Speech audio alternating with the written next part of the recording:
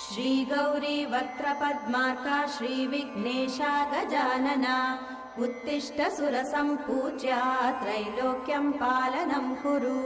श्रीगौरी वक्त्रपद्मार्का श्रीविघ्नेशा गजानना उत्तिष्ठ सुरसम्पूज्या त्रैलोक्यं पालनं कुरु।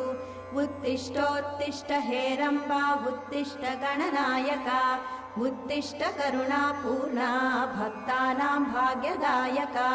उत्तिष्ठोत्तिष्ठ हेरम्बा उत्तिष्ठ गणनायका उत्तिष्ठ करुणापूर्णा भक्तानां भाग्यदायका।